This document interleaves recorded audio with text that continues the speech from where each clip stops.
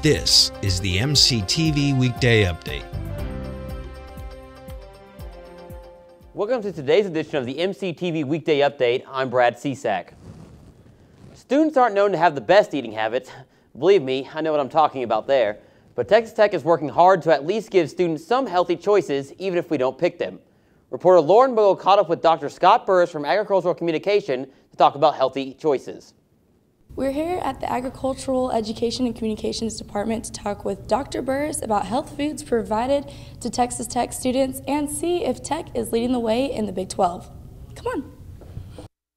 Dr. Burris tries to maintain a healthy lifestyle to live longer in life through his diet. I have some genetic health issues in my family, a history of heart disease, and so I, as a maybe early adulthood, tried to identify some things that maybe I wasn't doing that was good and make some changes. Burris thinks Tech is leading the way with all the options provided to students on campus.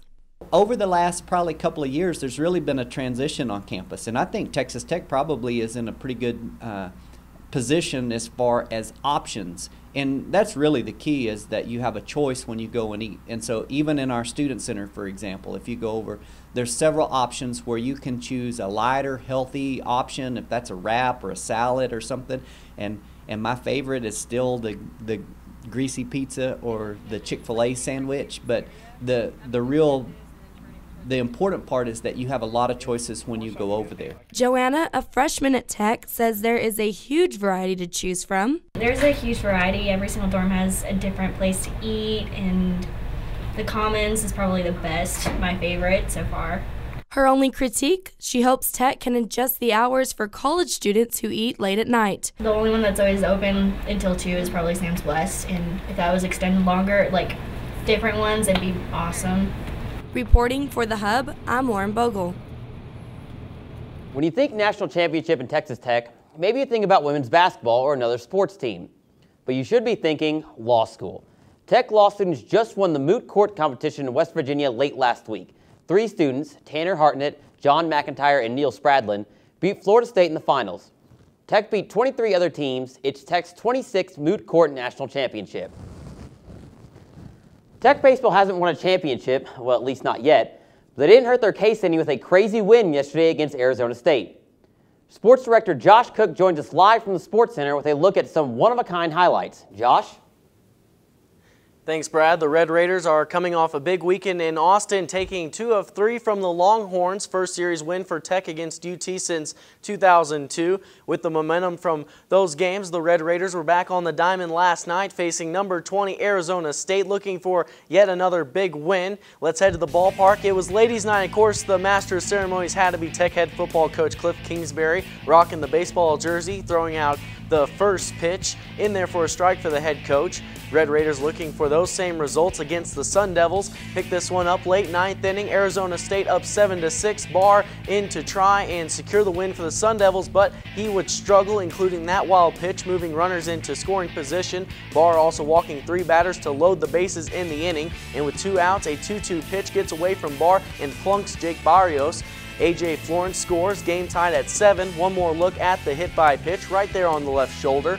Next batter, Scott Lejeune, steps in and doesn't even swing the bat. The 3-2 pitch misses, and cue the celebration. Jared Poteet scores. Let's take another look at that play from a few different angles. Red Raiders win 8-7. Tech improves to 15-8 overall. With the win, it marks the 43rd win against a top 25 opponent here at home for Tech since 2001, and the Red Raiders are now 2-1 against opponents out of the Pac-12 conference this season. It was a neat rally there in the end, and their pitcher obviously competed, and he was trying, but he did allow some free base runners. Let's see. He walked 4 in an inning, so he gave us some opportunity, and good teams, when you give them an extra opportunity, take advantage of it. And Barrios getting hit by a pitch there was huge. Mason Randolph walking was huge. And then obviously the at-bat there late. I mean, you really can't say anything about the whole inning that wasn't huge. Because we won pitches, even that bat, we lost that bat against, with Proudfoot. But he made him make a lot of pitches, and the more pitches he throws in the inning, the better chance you got. Red Raiders are back to the grind of the Big 12 this weekend, heading to West Virginia for the first time in program history, and we will have more on that on Thursday's MCTV News. Finally, in other news, Lady Raider tennis player Samantha Adams was named the Big 12 Conference Player of the Week on Tuesday for her performance this last week. It marks the second career weekly accolade for the junior from New Braunfels, Texas. Well, that does it for sports. Now back to the news desk and Brad. Thanks, Josh. I don't know how the weather is in New Braunfels, but we're in for a pretty nice weekend here in Lubbock. Let's take a look outside on our MCTV Live Tower Cam. We're in for a warm day Thursday with a high over 80. Then we'll have a steady cool down right through the weekend with a high Sunday of 55 and a low in the 20s. It should be mostly sunny and, you guessed it, windy. Well, that's all for today's edition of the MCTV Weekday Update. Thanks for joining us, and we'll see you tomorrow.